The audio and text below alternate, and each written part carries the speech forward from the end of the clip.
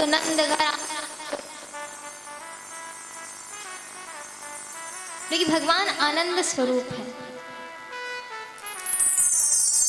भगवान जिसके जीवन में आ जाए उसको जीवन भर आनंद ही आनंद होगा। ये नहीं कि उसके जीवन में दुख नहीं आएगा, दुख आएगा। भक्तों के जीवन में जितना दुख आता है उतना संसारियों के जीवन में नहीं आता। आप खुद ही देख लेना, जो व्यक्ति ज्यादा पूजा पाठ कर रहा होगा आप देखेंगे वही ज्यादा कष्ट भोग रहा है, वही ज्यादा दुखी। ऐसा क्यों? भगवान उसको कष्ट देते हैं? वो इसीलिए ऐसा करते हैं कि भगवान देखते हैं ये व्यक्ति मेरा भजन कर रहा है, तो जितने जन्मों का है उसको अभी यहाँ भोगवा के अपने पास बुला लो। अभी जितना है सब भोग भाग के हमारे पास आ जाओ। और उसको अलग अलग जन्म लेने की आवश्यकता नहीं कि इतना हम अगले जन्म में भोगेंगे। एक ही जन्म में ठाकुर जी सब वो कर देते। लेकिन भक्त को कष्ट भी नहीं होता, क्योंकि ठाकुर जी आनंद स्वरूप में उनके जीवन में आ जाते। प्रहलाद जी के जीवन में इतना कष्ट आया, लेकिन कभी भी उन्होंने नहीं कहा था कि प्रभु हमारे जीवन में इतना कष्ट आ गया, आपने इतनी हमारी परीक्षा ली, क्योंकि वो जानते थे कि नारायण हमारे साथ। आप मीरा का चरित्र उठा करके देख लीजिए, अति कष्ट, लेकिन कभी ठाकुर जी से ये नहीं कहा कि हमने आपकी भक्ति करके बहुत बड़ी गलती कर दी, क्योंकि ठाकुर जी उन्हें मिल गए थे। तो जिनके जीवन में कृष्ण होंगे उनके जीवन में आनंद होगा, क्योंकि भगवान का नाम आनंद है। ओ श्याम प्यारे से जिसका संबंध है, ओ बंसी वाले से जिसका संबंध है, उसे हर घड़ी आनंद ही आनंद है।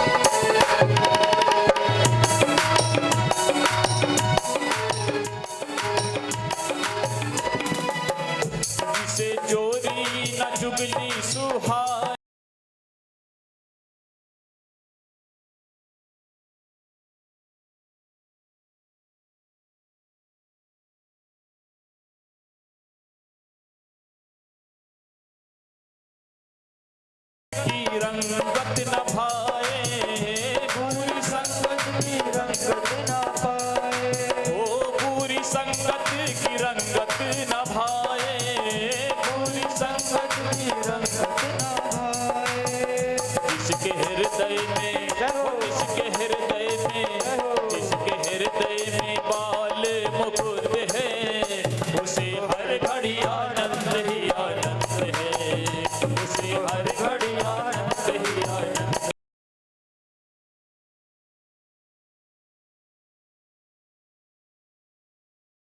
का संबंध है, उसे हर घड़ी आनंद ही आनंद है, उसे हर घड़ी आनंद ही आनंद है, उसे हर घड़ी आनंद ही आनंद है, उसे हर घड़ी आनंद ही आनंद है, उसे हर घड़ी आनंद ही आनंद है। श्याम प्यारे से जिसका संबंध है, बंसी वाले से जिसका संबंध है, उसे हर घड़ी आनंद ही आनंद है, उसे हर घड़ी आनंद ही आनंद है, उसे हर घड़ी आनंद ही आनंद है, उसे हर घड़ी आनंद ही आनंद है, उसे हर घड़ी आनंद ही आनंद है। बोली बाके बिहारी लाल की जय हो।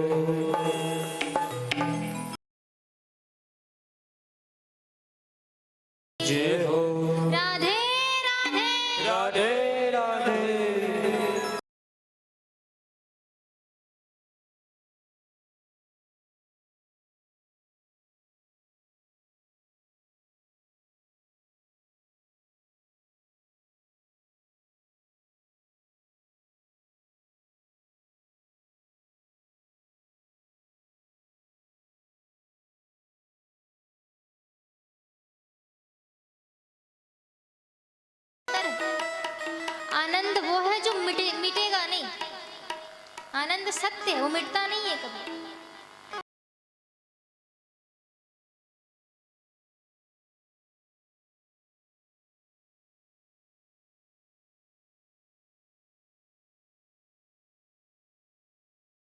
इसको खिलाई जाए तो क्या वही आनंद आपको मिल सकता है?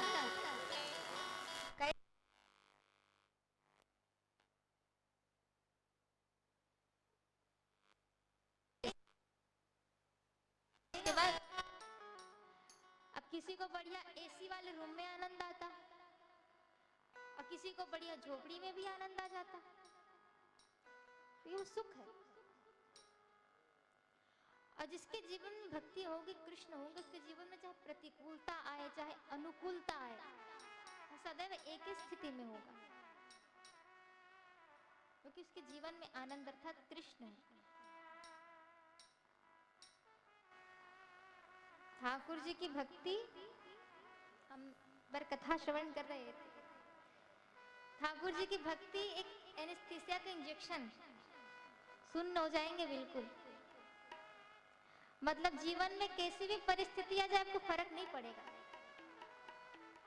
जब इंजेक्शन लगा दिया जाए तो कई बार डॉक्टर लगाते हैं, उसके बाद ऑपरेशन करेंगे ताकि पता मत चले, दर्द मत हो। वैसा ही है जीवन। जिस दिन भक्ति आ जाएगी, प्रतिकूलता आ रही है अनुकूलता आ रही, फर्क नहीं पड़ेगा, उससे हो जाएगा। तो ये ठाकुर आनंद स्वरूप, तो ठाकुर जी है सच्चिदानंद रूपाय। विश्वोत्पत्त्यादि हेतु, संसार का पालन करना, रचना करना और उनका विनाश करने की जिम्मेदारी ठाकुर जी की, वो सब करते हैं। कई लोग मांसाहार करते हैं, अब उनसे कहो मांसाहार नहीं करना चाहिए, अब उनका जवाब ये होता है अगर हम खाएंगे नहीं तो उनकी संख्या बढ़ जाएगी, अगर हम मांसाहार ना करें तो सभी जीव जंतु बढ़ जाएंगे। तो भैया हमारा इसमें कौन सा हक किसी जीव को मारने का? इस संसार की रचना भगवान ने की है, पालन भगवान कर रहे हैं, तो विनाश की जिम्मेदारी भी उनकी। विनाश लीला भी ठाकुर जी की देखने को मिलती है। अचानक कहीं भूकंप आ गया, अचानक कहीं बाढ़ आ गई, पूरे शहर के शहर डूब गए, ये भगवान की विनाश लीला। इसमें वो देख लेंगे कि इसका कहाँ क्या करना है। हमारी इसमें कोई हमारा हक नहीं कि हम किसी जीव को मारें या कुछ करें। तो विश्वोत्पत्त्यादि हेतवे तापत्रय विनाशाय, 3 प्रकार के ताप, 3 प्रकार के दुख होते हैं जीवन में, दैहिक, दैविक और भौतिक। किसी को दैहिक दुख है, शरीर में बहुत कष्ट है, घुटनों में दर्द है, चलकर कथा तक नहीं आ सकते, दूर से सुन लेंगे, दैहिक कष्ट। दैविक, किसी को शनि गिरा लग गया, ग्रह नक्षत्र अच्छे नहीं चल रहे, अब जाएंगे ज्योतिषाचार्य के पास, भैया हमारी कुंडली देखिए कैसे सब ठीक ठाक चल रहा है कि नहीं। अब जो नहीं चलेगा बताएंगे कि तुम्हारे यह ग्रह ठीक नहीं है, इन देवताओं ने ऐसा कर दिया वैसा कर। यह दैविक दुख अर्थात देवताओं की तरफ से दुख मिलता है। एक है भौतिक, सांसारिक टेंशन, ये काम नहीं बन रहा, पत्नी बात नहीं मान रही, बच्चे बात नहीं मान रहे, इतना इसको पैसा देना, इसको यहाँ देना, इसको वहां देना, ये भौतिक दुख है। तो दैहिक, दैविक, भौतिक तापा राम राज का नहीं व्यापा, ये तीनों प्रकार के तापों का ठाकुर जी विनाश करते हैं। दैहिक, दैविक, भौतिक तापा,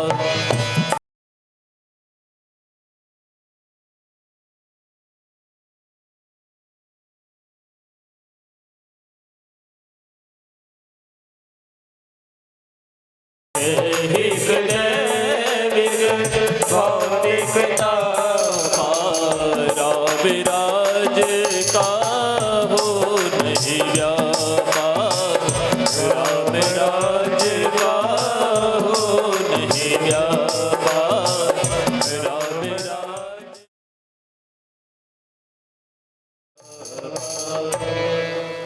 तापत्रय विनाशाय, भगवान तीनों प्रकार के तापों को नष्ट करते हैं। श्री कृष्णाय वयं नमः। भगवान श्री कृष्ण की आराधना की गई है, ठाकुर जी को वंदन किया गया है।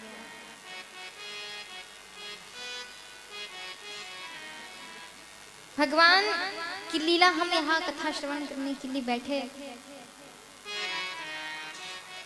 उसी प्रकार नैमिषारण्य क्षेत्र में 88,000 ऋषिजन विराजमान है। त्रिसूत जी महाराज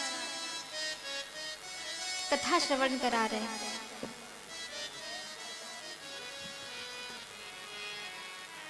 कि एक बार समय का बहुत अभाव है आज। कल से हम आप सभी को कहेंगे कि आप सभी कल बाल भोग करके, बाल भोग समझते हैं ना, बाल भोग करके सीधा कथा में आ जाइए। हमारी प्रतीक्षा नहीं कि हम नहीं आए हैं तो हम कथा में, पहले आप सब आ जाइए। उसके पश्चात आप सब 1 बजे आपको जहां जाना है जाइए, क्योंकि आज भी बहुत समय हो गया। कथाएं तो बहुत है, हरि अनंत हरि कथा अनंता, लेकिन समय के अभाव में।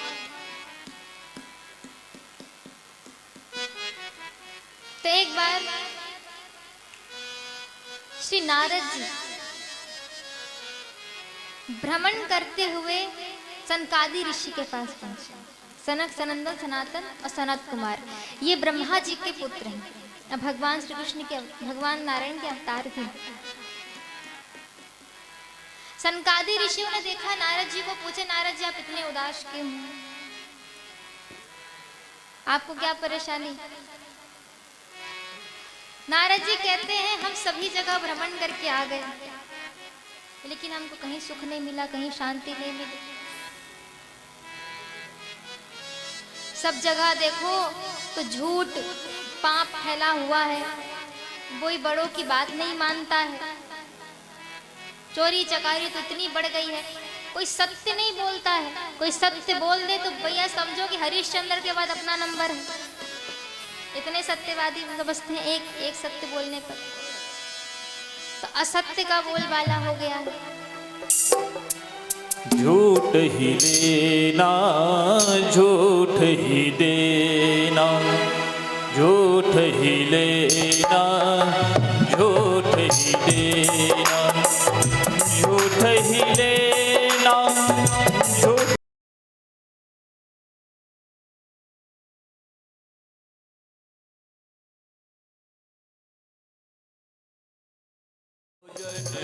झूठ जबेना, झूठ ही भोजन, झूठ जबेना, झूठ ही भोजन, झूठ जबेना। नारद जी ने कहा हम सब जगह भ्रमण करके आ गए। अहम तो पृथ्वी आतु ज्ञात्वा सर्वमामति, पुष्करम च प्रयागं च काशीं गोदावरीं। नारद जी कहते हैं हम सब जगह भ्रमण करके आ गए। कहीं हर जगह देखो तो केवल झूठ और पाप का बोलबाला कोई सुनता नहीं, लेकिन एक स्थान ऐसा है जहां हम गए, श्री वृंदावन धाम। इस स्थान पर नारद जी देखा तो एक युवती यमुना जी के किनारे बैठी हुई है और उसके दोनों और एक वृद्ध पड़े हुए। नारद जी ने दूर से देखा तो पास में गए नहीं। तब दूर से उस स्त्री नारद जी को आवाज लगाई, भव भव साधु क्षणं तिष्ठ मच्चिंतामपि नाशय। भक्ति वो युवती कहती है कि नारद जी रुको, भव भव साधु क्षणं तिष्ठ, एक क्षण रुको, मेरी चिंता का निवारण करो। कहाँ जा रहे? नारद जी ने जैसे ही आवाज सुनी गए, पूछा कौन हो तुम? नारद जी ने देखा, परिचय पूछा, तो युवती ने कहा मेरा नाम भक्ति है। अहम भक्तिर्तिम ख्यात्या इमौ मे तनयौ मतौ ज्ञान वैराग्य नामानौ काल दोनों जो वृद्ध पुरुष लेटे हुए ये मेरे पुत्र है ज्ञान और वैराग्य। नारद जी को बड़ा आश्चर्य हुआ, माँ युवा अपुत्र वृद्ध वृद्ध हो गए। भक्ति महारानी कहती हैं कि केवल धाम का प्रताप है कि मैं वृंदावन में आई तो मैं भी ऐसी हो गई, क्योंकि मेरा जन्म द्रविड़ देश में हुआ। उत्पन्नाम द्रविणे साहम वृद्धितम कर्नाटके गता क्वचिन क्वचिन महाराष्ट्रे गुर्जरे जनिताम गता। पृथ्वी कहती, भक्ति कहती है कि मैं द्रविड़ देश में मेरा जन्म हुआ। उत्पन्नाम द्रविणे साहम वृद्धितम कर्नाटके गता, मेरी वृद्धि हुई कर्नाटक में। क्वचिन क्वचिन महाराष्ट्र, कुछ कुछ मैं महाराष्ट्र में आई। पर गुर्जरे जर्निताम गता, जैसे जैसे मैं गुजरात में आई मैं वृद्ध हो गई। गुजरात में भक्ति वृद्धि होती, लेकिन ऐसा नहीं कि गुजरात में भक्ति नहीं। अभी आप देखेंगे तो गुजराती ठाकुर जी की ज्यादा भक्त हैं, जो गुजरात से वही लगेगा वही ठाकुर जी के भक्त। लेकिन उस समय क्या था, गुजरात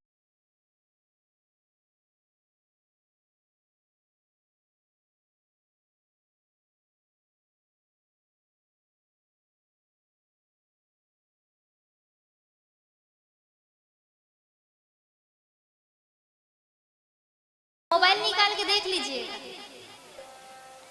कभी कभी देखो तो ऐसे ऐसे भक्त सामने वीडियो चालू करके इतने रोएंगे कि भैया हमको वृंदावन की याद आ रही, हमको बिहारी जी की याद आ रही। तो वीडियो में दिखाने की क्या आवश्यकता है? बिहारी जी की याद आ रही है तो अपना चुपचाप कमरे में बैठ के रो।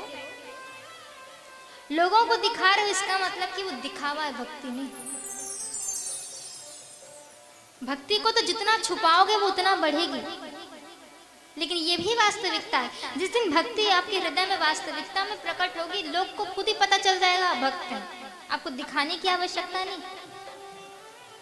अब हम दिखाने को नहीं कह रहे, इसका मतलब ये नहीं कि कंठी तिलक ही निकाल के फेंक दो। ये तो हमारा वैष्णवों का स्वरूप है, कंठी और तिलक ये तो धारण करना ही है। लेकिन जो बाहरी जो लोग दिखाते हैं ना, हम भक्त हैं, हम ठाकुर जी कितनी सेवा करते, हम तो 8 बार ठाकुर जी को भोग लगाते, हम ऐसा करते, वैसा नहीं बताना चाहिए। फिर भक्ति भक्ति नहीं आडंबर बन जाएगी। क्योंकि भक्ति को जितना आप गुप्त रखोगे वो उतना बढ़ेगी, और ज्ञान को आप जितना बांटोगे वो उतना बढ़ेगा। भक्ति को व्यक्ति को गुप्त रखनी चाहिए। तो उस समय गुजरात में लोग दिखाते ज्यादा थे हम भक्त हैं, इसलिए भक्ति वहां वृद्ध हो गई। लेकिन भक्ति कहती है कि जब मैं वृंदावन आई तो मैं पुनः युवा हो गई, क्योंकि वृंदावन में भक्ति नृत्य करते, वृंदावन अपना प्राप्त नवीनैव स्वरूपिणी, नवीन स्वरूप मुझे प्राप्त हुआ वृंदावन में आकर। क्योंकि ब्रज में जितना ब्रजवासी ठाकुर जी से प्रेम करते हैं उतना शायद और कहीं कोई नहीं करता होगा। यहाँ भगवान तो है ही वो, लेकिन कोई ना कोई ठाकुर जी को कुछ ना कुछ अपना लाला मानकर ही पूजा। आप खुद ही देख लीजिए, बिहारी जी ने आपको 8:30-9 बजे दर्शन हुआ होगा। अब आप जाए कहीं और बाहर चले जाइए, 4 बजे 6 बजे 5 बजे ठाकुर जी की आरती, लेकिन यहाँ नहीं है ऐसा। क्योंकि यहाँ ठाकुर जी को भगवान से ज्यादा एक छोटा बालक समझा जाता है, क्योंकि हमारे ठाकुर जी तो छोटे हैं। अब कोई छोटे बच्चे को इतने जल्दी ठंड में कौन उठाएगा, इसलिए देर से ही ठाकुर जी का दर्शन होता है। क्योंकि भाव महत्वपूर्ण है कि व्यक्ति का भाव कैसा। तो ब्रज में जो भाव है ठाकुर जी के लिए वो शायद ही हमको कहीं और देखने को मिले, इसलिए ठाकुर जी को ब्रजवासी ज्यादा प्रिय है।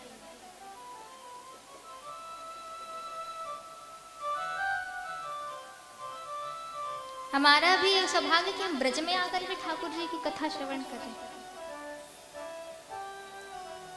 एक ही बहुत ही प्यारा भाव है ठाकुर ब्रज के लिए कि ब्रज में भक्ति युवा है, क्योंकि यहाँ प्रेम है ठाकुर जी। मेरे उठे विरह में पीर सखी वृंदावन जाऊंगी, मेरे उठे विरह में पीर सखी वृंदावन जाऊंगी। मेरे उठे विरह में वीर सखी वृंदावन जाऊंगी। मेरे उठे विरह में वीर सखी वृंदावन जाऊंगी। वृंदावन जाऊंगी सखी वृंदावन जाऊंगी। वृंदावन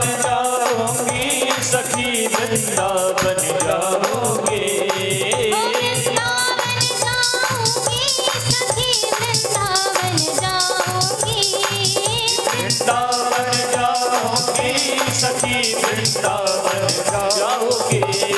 ओ मेरे उठे मेरे उठे मेरे उठे विरह में वृंदावन जाऊंगी। मेरी उठे विरह में वीर सखी वृंदावन जाओगे। मेरी उठे विरह में वीर सखी वृंदावन जाओगे।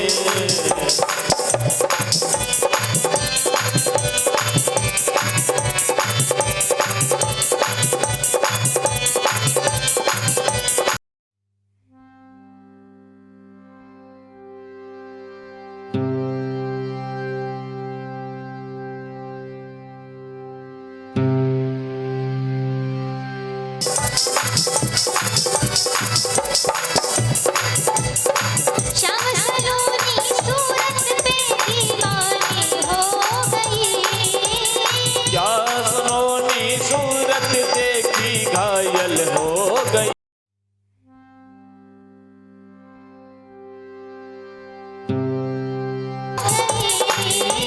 क्या सलोनी सूरत देखी घायल हो गई। अब कैसे धारू धीर सखी वृंदावन जाऊंगी। मेरी उठे विरह के वीर सखी वृंदावन जाओगे। मेरी उठे विरह के वीर सखी वृंदावन जाओगे।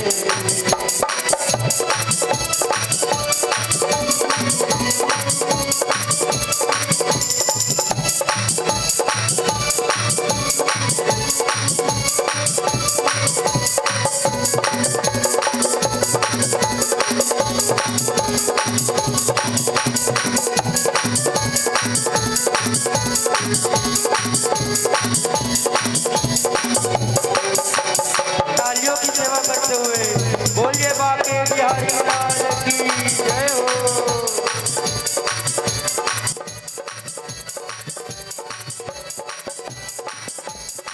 नैन लड़े गिरधर से मैं तो बावरी हो गई। नैन लड़े गिरधर हो गई। ओ नैन लड़े गिरधर से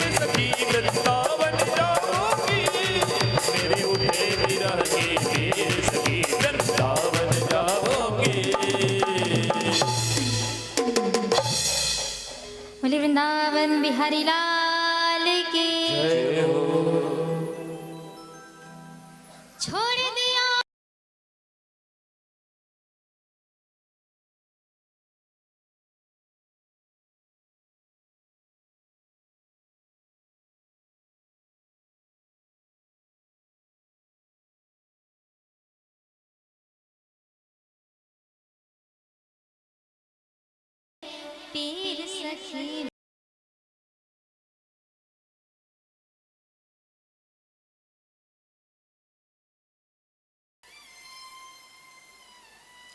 ठाकुर जी का प्रेम, ठाकुर जी की भक्ति ब्रज में जितनी है उतनी शायद ही कहीं नहीं। इसीलिए भक्ति महारानी वृंदावन में आने के बाद भी युवा, लेकिन ज्ञान और वैराग्य मूर्छित पड़े थे। भक्ति महारानी ने कहा नारद जी से, आप हमारे पुत्रों को पुनर्जीवित कीजिए। नारद जी ने अनेक प्रयत्न किए, अनेक वेदों का पाठ भी किया, अंत में गीता का भी पाठ किया था नारद जी ने। लेकिन गीता का पाठ सुन करके ज्ञान वैराग्य की थोड़ी मूर्छा भंग हुई, उठ के बैठे फिर मूर्छित हो गए। उसी समय आकाशवाणी हुई कि नारद सत्कर्म करो। नारद जी के मन में आया कि हम सत्कर्म ही तो कर रहे हैं, सत्कर्म और किसे कहेंगे। नारद जी ने पूछा, भैया सत्कर्म किसे कहते हैं, कोई बताए ना, सत्कर्म है किसे कहते हैं वास्तव में। नारद जी सबको पूछते फिर ना, सत्कर्म किसे कहते हैं, सत्कर्म किसे कहते हैं। एक बड़े संत जी बैठे हुए थे, परम ज्ञानी, उनसे जाकर के पूछा नारद जी ने, सत्कर्म किसे कहते हैं। चुप हो गए, हमको नहीं पता वास्तव में सत्कर्म किसे कहते हैं। अब फिर नारद जी एक संत के पास गए। अब उनके जो शिष्य थे उन्हें मालूम था कि क्या प्रश्न पूछेंगे, तो पहले ही कह दिया, हमारे गुरुजी थोड़ा मौन व्रत धारण करके रखे हुए हैं, आप अब बाद में आइएगा। नारद जी ने पूछा, सत्कर्म किसे कहते हैं। शिष्यों ने कहा, मौन व्रत है अभी कुछ कहेंगे नहीं, तो किसी को नहीं। नारद जी कहते हैं, अब यहाँ भी शायद हम अपने प्रश्न का उत्तर नहीं मिलेगा। फिर गए आगे, घूमते फिरते सनकादि ऋषि के पास आए, सनक सनंदन सनातन सनत कुमार। सनत कुमारों ने कहा कि आप इतने चिंतित क्यों हैं, सत्कर्म किसे कहते हैं। कर्म सोच को नूनम ज्ञान यज्ञ स्मृतो बुधै श्रीमद् भागवतालाप सतो गीत शुकादि। श्रीमद् भागवत का सप्ताह ज्ञान यज्ञ करो, इससे बड़ा सत्कर्म कुछ नहीं। इसमें सभी का कल्याण हो जाएगा।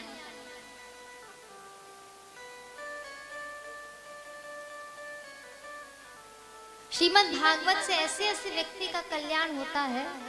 पहले तो भक्ति ज्ञान और वैराग्य हृदय में प्रकट होगी। हम अगर कथा सुनेंगे तो भक्ति प्रकट होगी।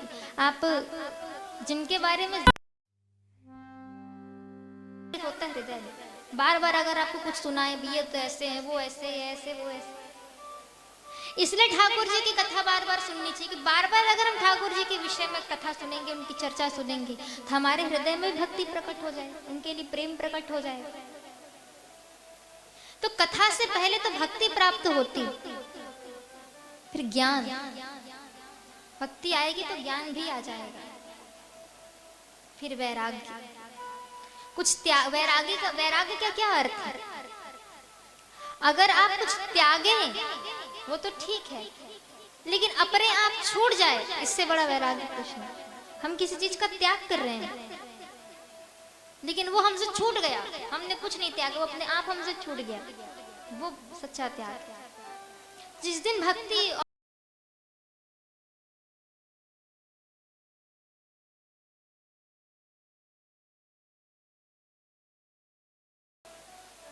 छोड़ के जाओगे कहाँ। घर में रहकर ही जितनी भगवान की भक्ति हो सकती है और कहीं नहीं हो सकती। हाँ, है ही कहाँ वन। सब तो काट काट के क्या क्या पेड़ पौधे काट काट के यहाँ सब अपने काम में लगे हुए, वन को वन रहने नहीं देते। और दूसरा, वन में अगर ठाकुर जी मिल जाते तो जितने पशु पक्षी उनको मिल गए होते।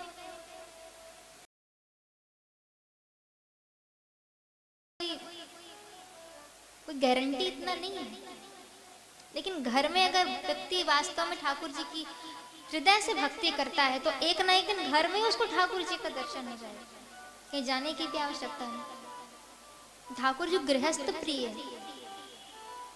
नारद जी एक बार क्रोधित हो गए थे। नारद जी कहते हैं प्रभु आपके लिए हमने सब कुछ छोड़ा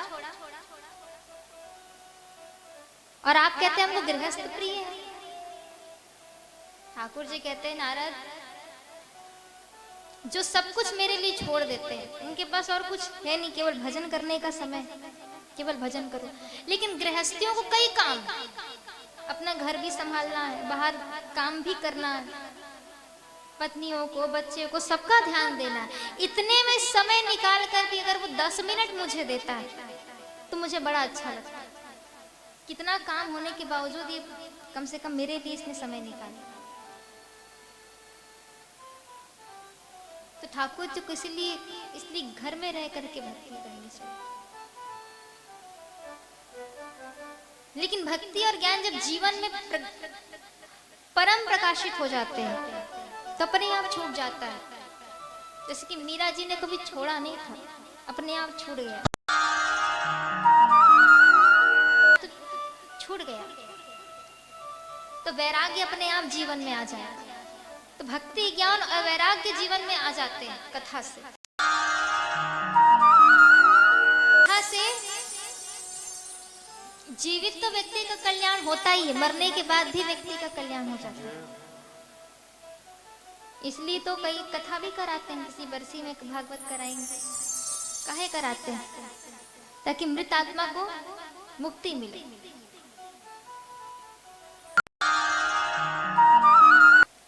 तो कथा से जीवित तो व्यक्ति का कल्याण होता ही होता है, लेकिन मृत्यु के बाद भी उसका कल्याण निश्चित है।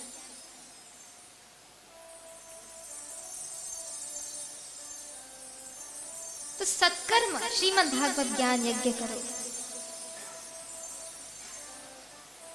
तब सनत कुमारों ने कथा की।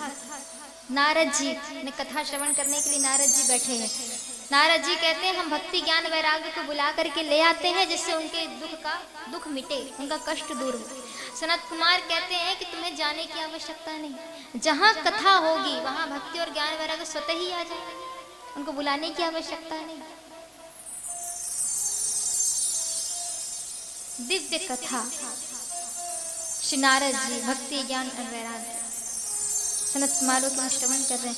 88,000 ऋषि मुनि श्री सूत जी महाराज उनको कथा श्रवण करा रहे हैं। 88,000 ऋषियों ने पूछा कि कथा से मृत व्यक्ति का भी कल्याण होता है, इसका कुछ प्रमाण है?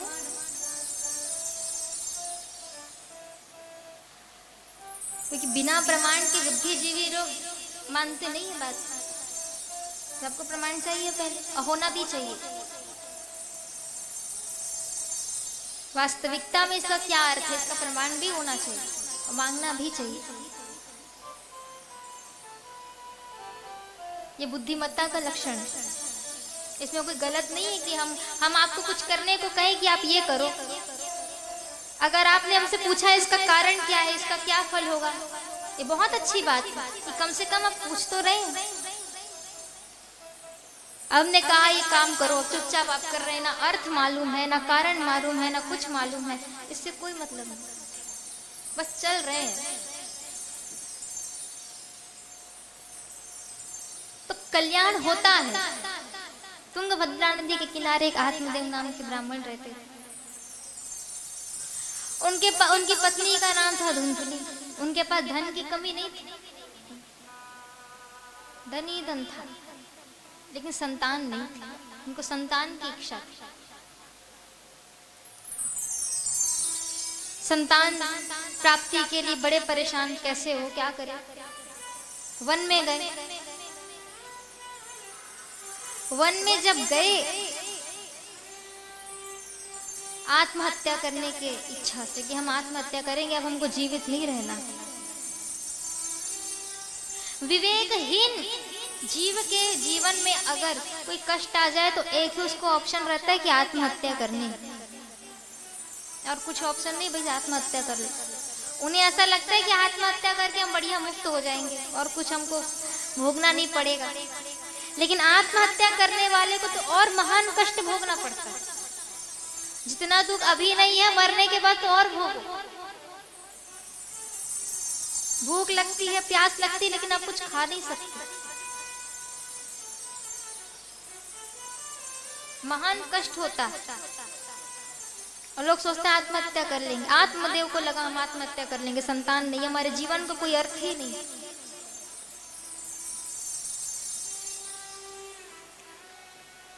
संत मिले, संत ने कहा क्या हुआ, क्यों परेशान? आत्मदेव कहते हैं हमारी संतान नहीं है, आप कृपा करो हमें संतान हो जाए। संतों और महात्माओं के पास हमेशा सांसारिक प्रश्न लेके नहीं जाना चाहिए। हमारा ये काम नहीं बन रहा है, हमारा ये काम बना दो। संतों का क्षण बहुत कीमती है। उनसे अगर पूछना है तो उनसे कोई यही प्रश्न पूछो कि हमको प्रभु मिलेंगे नहीं मिलेंगे, कब मिलेंगे, हमें ऐसी पात्रता कब आएगी। लेकिन लोग तो कहते हमको ये नहीं होगा, हमारी संतान नहीं है, हमारा बेटा हो जाए, बेटे की शादी हो जाए, पोता हो जाए, यही सब प्रश्न पूछते। ये सब प्रश्न संतों से नहीं पूछने चाहिए, क्योंकि संत ने भजन इसीलिए नहीं किया। आत्मदेव को महात्मा समझाया कि परेशान मत हो, कोई बात नहीं, संतान नहीं हो तो ठाकुर जी को संतान मान लो, अपना पुत्र मान लो, सेवा करो, क्या दिक्कत। आत्मदेव ने कहा हम इसीलिए आपके पास नहीं आ रहे थे, आपके पास आएंगे, आप हमें ज्ञान दोगे, हमें पुत्र चाहिए, ज्ञान नहीं चाहिए। फल दे दिया, ले जाओ अपनी पत्नी को खिला देना। महात्माओं के भजन में इतना बल होता है, आत्मदेव के 7 जन्मों तक कोई संतान नहीं, लेकिन भजन बल इसी जन्म में पुत्र हो जाए, ले जाओ।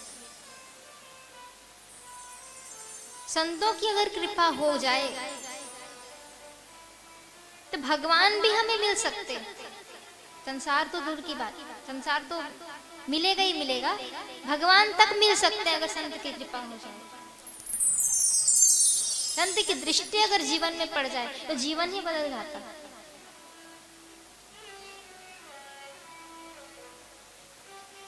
लेकिन मायने ये रखता है कि हम उनके पास क्या इच्छा लेकर के जा रहे हैं,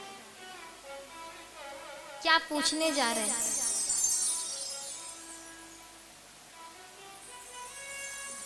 फल दे दिया, आत्मदेव ने कहा बहुत बहुत धन्यवाद, लेकर के चले गए, अपनी पत्नी को दे दिया, धुंधुली को, ले जाओ इस फल को खा लेना। धुंधुली कहती है हम अगर इस फल को खा लिए तो हमें संतान हो जाएगी, हमें कष्ट होगा, हम नहीं खाएंगे फल। उसकी बहन गर्भवती थी, कहती अपनी बहन से कह दिया तेरा जब पुत्र होगा मुझे ला करके दे देना और मुझसे कुछ धन ले जाना। यहाँ डील पक्की हो गई और आत्मदेव को पता भी नहीं। 9 महीने बाद कहती है कि हमारा पुत्र है। अब इसका नाम आत्मदेव जी सोचते हैं कि हमारा नाम आत्मदेव, तो इसका भी नाम कुछ ऐसे ही होना चाहिए, आत्माराम वगैरह। धुंधुली कहती है अच्छा आत्मा आप रखोगे, हमने अपने 9 महीने तक गर्भ में रखा, हमारा नाम धुंधुली, इसका नाम होना चाहिए धुंधकारी। धुंधकारी नाम रख दिया। अब उस फल को परीक्षा की दृष्टि से, परीक्षा लेने के लिए गाय को खिला दिया। तो उस फल के प्रभाव से गाय को एक संतान, जिनका पूरा शरीर तो मनुष्य जैसा था लेकिन कान गौ के, इसलिए उनका नाम गौकर्ण रखा गया। गौकर्ण पंडितों ज्ञान धुंधकारी महाखल, बड़ा दुष्ट निकल गया। इतना दुष्ट कि आत्मदेव इतने परेशान थे हमें संतान हो जाए, वही संतान उन्हें कष्ट देने लगे। इसीलिए जीवन में कई माता पिता ऐसे जिनकी कोई संतान नहीं है, बड़े परेशान रहते हैं हम हो जाए। नहीं है कोई दिक्कत नहीं, ठाकुर जी की कृपा मानो, क्या पता हो कौन से मार सुख दे। इतने सारे वृद्धाश्रम खुले पड़े, अगर इतने अच्छे होते तो काहे खुले होते, सेवा नहीं करते। उससे अच्छा तो पुत्र है ही नहीं, तो ही अच्छा। तो है तो कृपा, नहीं है तो अति कृपा मान लो, क्योंकि क्या पता हो दुष्ट निकल जाए, आपको अपने घर से निकाल दे। इतने सारे आप प्रमाण देख ही रहे अभी संसार में।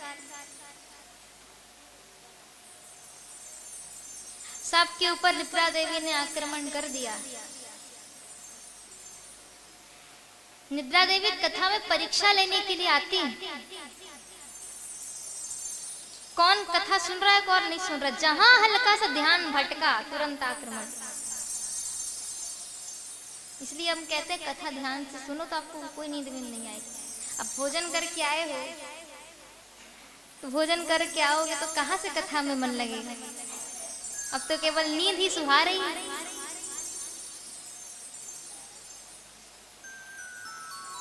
इसलिए अभी कथा में ध्यान दो, ध्यान से कथा सुनोगे तो निद्रा देवी आक्रमण नहीं करेंगे। ध्यान भटकेगा तो फिर वो देखते रहती, कोई कथा नहीं सुनना चाहिए बस।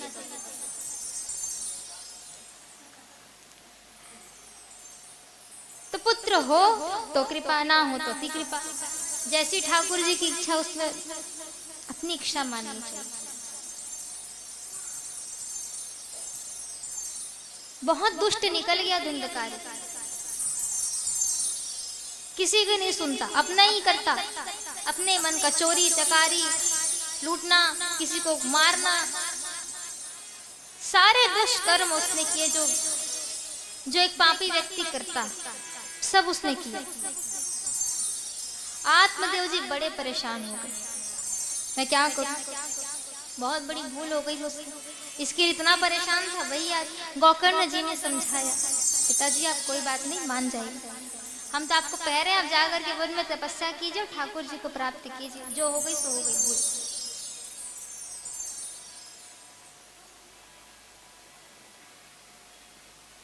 आत्मदेव जी ने गोकर्ण जी की बात मानी, वन में चले गए। एक दिन धुंधकारी आया, धुंधुली का गला दबाकर कहते पैसे निकाल वरना अभी तुझे मार दूंगी।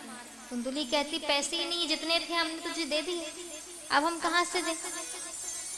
धुंधकारी चला गया। धुंधुली ने सोचा पुत्र के हाथों मरने से अच्छा तो खुद ही मर जाए, कुएं में कूद करके आत्महत्या करे। गोकर्ण जी चले गए,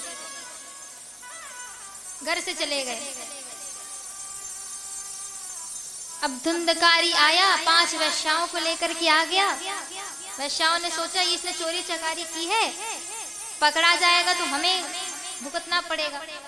गला दबा करके मारने का प्रयत्न किया, उसकी मृत्यु नहीं हुई। जलता हुआ कोयला धुंधकारी के मुख में डाल दिया, तब उसकी मृत्यु हुई। दुष्ट व्यक्ति आसानी से नहीं मरता, उसकी मृत्यु आसानी से नहीं हुई, जिसने बहुत पाप किए हैं जीवन में। एक बार के लिए जो अच्छे व्यक्ति हैं जीवन में जिन्होंने सत्कार्य किए, आप देखेंगे वही जल्दी चले जाते हैं और दुष्ट व्यक्ति जीता रहता है, क्योंकि आसानी से उनकी मृत्यु नहीं होती। गला दबाया फिर भी उसकी मृत्यु नहीं हुई, जलता हुआ कोयला मुख में डाला, उनकी मृत्यु बहुत कष्टदायी होती है। जो जीवन भर दुष्कर्म करते हैं, धुंधुली की मृत्यु हो गई, धुंधकारी की मृत्यु हो गई, आत्मदेव जी निकल गए। जीवन में अगर किसी संत की बात हम ना माने, अगर हम अपने मन की करें, हो सकता है हमको कोई कहे हम ना माने, अमंगल हो जाए। संतों का भाव तो नहीं होता मंगल करने का, लेकिन हो जाए क्या पता। लेकिन संत की कृपा अगर हमारे जीवन में हो गई तो मंगल ही मंगल होगा। इसलिए साधु जनों की बात, सत्पुरुषों की बात को कभी टालना नहीं चाहिए। अगर कभी कोई कुछ कह दे, मानना चाहिए। कई लोग नहीं मानते, अमंगल पूरे घर में, धुंधकारी मर गया। गोकर्ण जी आए, श्राद्ध व्राद्ध करके गया जी से पिंडदान किया, आए। पिंडदान का अर्थ क्या होता है, बहुत लोग करते भी होंगे। पिंडदान का अर्थ क्या होता है, व्यक्ति जीते जी भी अपना पिंडदान कर सकता है। अब वो कैसे करेगा, इस शरीर को कहते हैं पिंड, इस शरीर को ही आप पिंड है, इसका दान, अर्थात हम जीते जी अगर हम स्वयं को ठाकुर जी के चरणों में समर्पित कर दें, समर्पण भाव हमारा हो, हमारा पिंड दान ही हो गया। मरने के बाद कोई करे ना करे इससे फर्क नहीं पड़ेगा, हमारा कल्याण होगा ही होगा, हमने जीते जी कर दिया।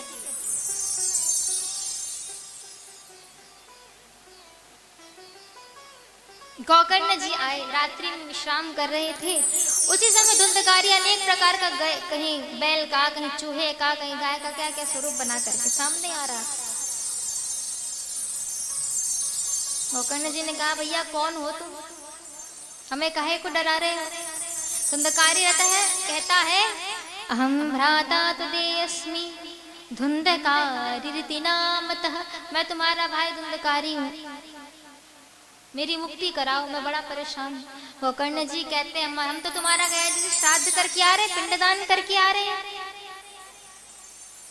धुंधकारी कहता है, एक क्या 100 बार तुम श्राद्ध करो, मेरा कल्याण नहीं होगा, कुछ और मार्ग निकालो, मैंने बहुत पाप किया है जीवन में। गोकर्ण जी कहते हैं, ठीक है, हम कुछ बताते हैं। प्रातः काल सूर्यदेव की आराधना की गोकर्ण जी ने। सूर्यदेव ने कहा, सप्ताह महाज्ञान यज्ञ कराओ। श्रीमद् भागवत की कथा गोकर्ण जी ने की। धुंधकारी श्रोता बने बैठा है। गोकर्ण जी ने कथा कही। 7 दिन बाद धुंधकारी को लेने के लिए विमान आया और विमान में बैठ करके धुंधकारी भगवान के धाम को चला गया।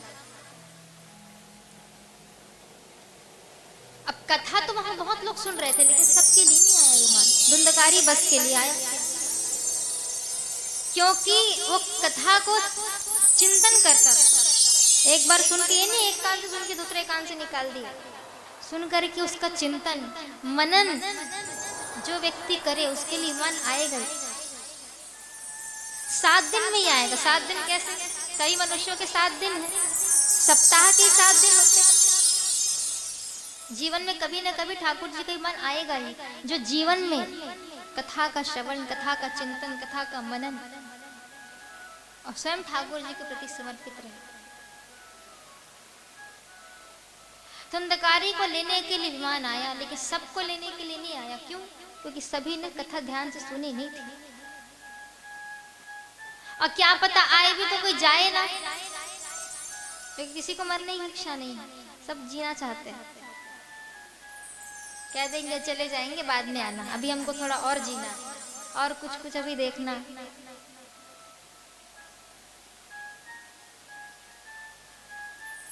तो धुंधकारी को लेने, क्योंकि उसने कथा सुनी थी, कथा का चिंतन किया, धुंधकारी की मुक्ति हुई। सूत जी कहते हैं, इसीलिए जीवन भर धुंधकारी ने पाप आचरण किए, लेकिन उसकी मुक्ति हुई। क्यों? क्योंकि श्रीमद् भागवत की कथा तो मरने के बाद भी कल्याणकारी, सबका कल्याण करती है। सप्ताह ज्ञान यज्ञ बताया गया, नियम बताया गया कैसे होना चाहिए। वैसे तो जब कथा हो तभी वो शुभ मास माना गया है।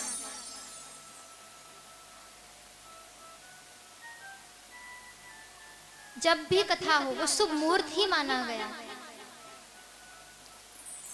नियम बताया गया, कथा हो तो बाहर की ज्यादा आवाज ना आए, ऐसे स्थान पे कथा हो। कथा में सुंदर वेदी की स्थापना की जाती है।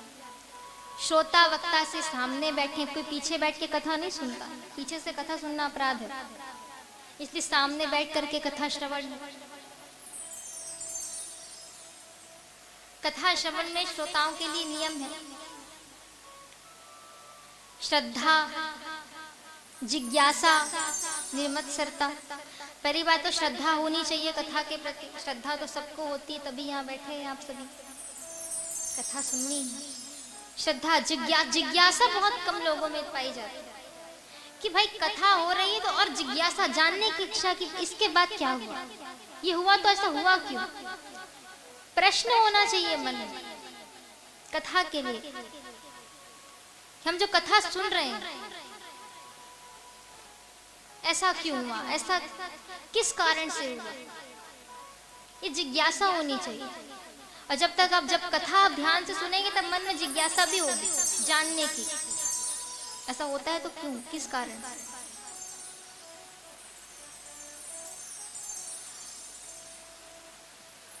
वक्ताओं के लिए नियम,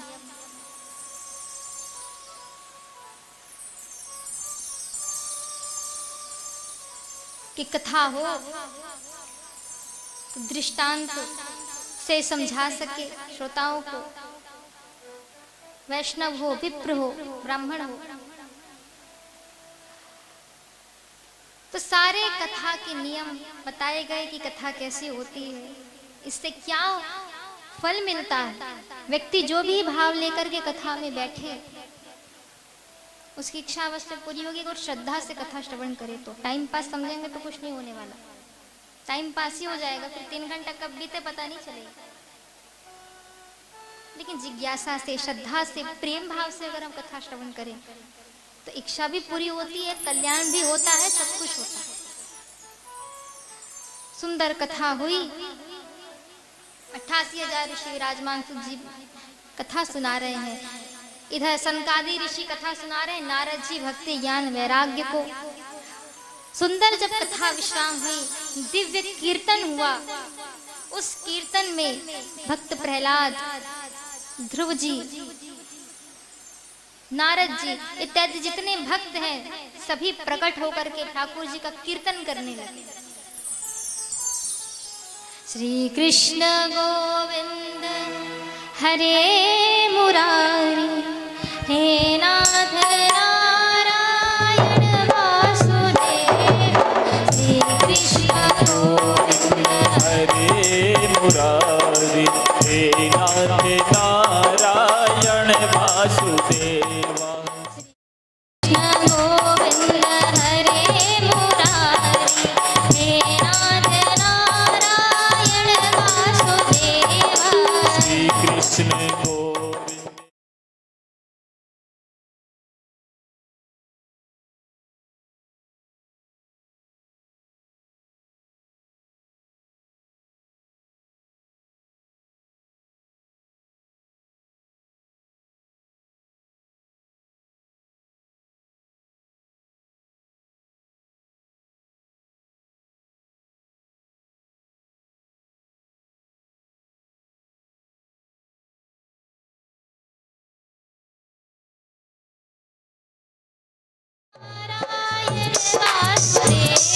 श्री कृष्ण गोविंद हरे मुरारी, हे नाथ नारायण वासुदेवा। श्री कृष्ण गोविंद हरे मुरारी, हे नाथ नारायण वासुदेवा। राधे कृष्णा राधे कृष्णा, कृष्णा कृष्णा कृष्णा राधे राधे, राधे कृष्णा राधे कृष्णा, कृष्णा कृष्णा राधे राधे, राधे कृष्णा राधे कृष्णा, कृष्णा कृष्णा कृष्णा।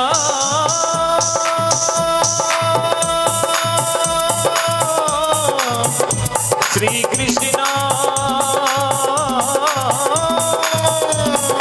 वयं नमः।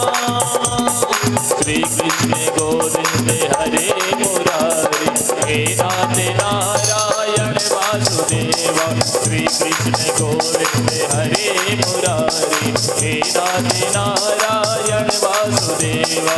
हे नाथ नारायण वासुदेवा, हे नाथ नारायण वासुदेवा, हे नाथ नारायण वासुदेवा। बोले वृंदावन बिहारी लाल की जय हो। राधे राधे। राधे सुंदर दिव्य कीर्तन हुआ।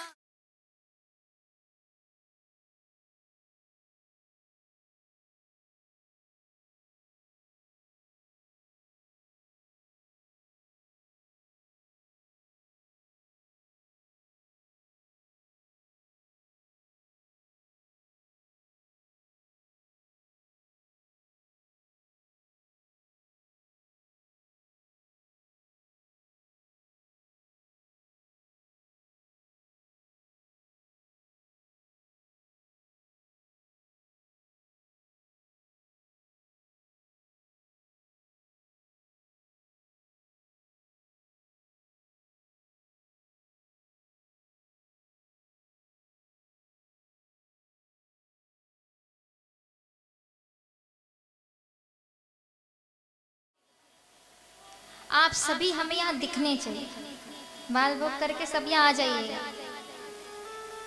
9 बजे से कथा प्रारंभ हो जाएगी, 1 बजे तक के उसके पश्चात भोजन करके आप ठाकुर जी के दर्शन के लिए जा सकते हैं, जहां आपको दर्शन के लिए आपको जाना है।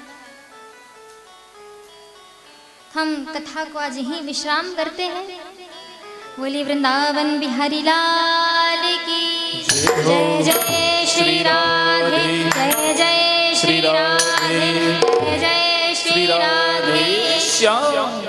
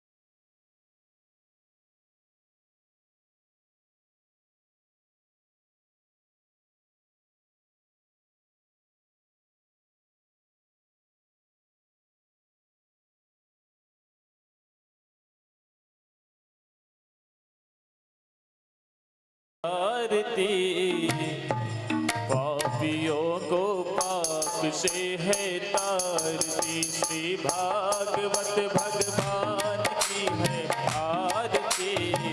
पापियों को पाप से है तारती, ये आरती है, आरती है, आरती।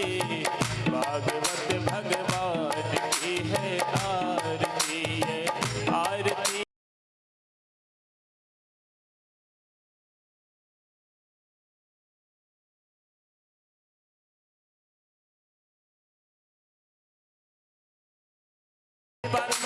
पंचम वेद निराला, नव ज्योति जगाने वाला, ये अमर ग्रंथ है मोक्ष बल है। पंचम वेद निराला, नव ज्योति जगाने वाला, हरि नाम यही, हरि नाम यही, हरि नाम यही, हरि नाम यही, जग के मंगल की आरती। पापियों को पाप से है तारती, श्री भागवत भगवान की है आरती। पापियों को पाप से है तारती।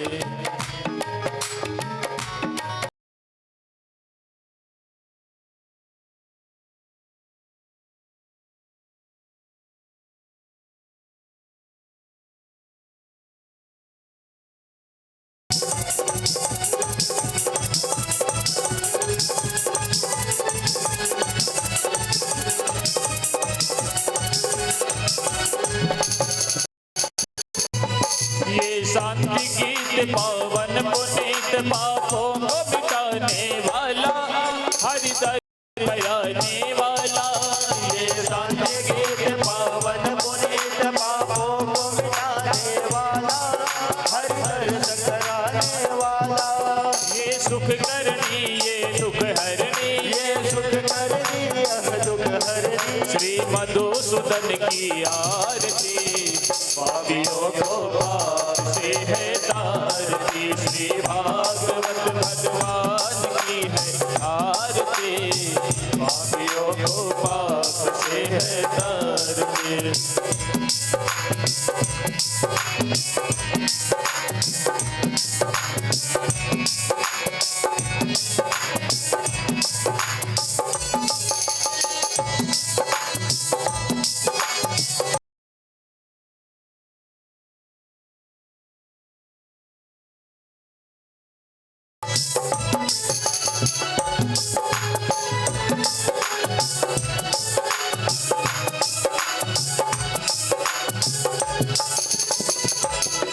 ये मधुर बोल जगबंदी खोल सन्मार्ग बताने वाला बिगड़ी को बनाने वाला ये मधुर बोल जगबंद खोल सन्मार्ग बनाने वाला बिगड़ी को बनाने वाला श्री राम यही घनश्याम यही श्री राम यही घनश्याम यही श्री राम यही घनश्याम यही श्री राम यही घनश्याम यही है प्रभु महिमा की आरती पापियों को पाप से है तारती श्री भागवत भगवान की है आरती पापियों को पाप से है तारती ये आरती है आरती है आरती भागवत भगवान की है आरती ये आरती है आरती है आरती भागवत भगवान की है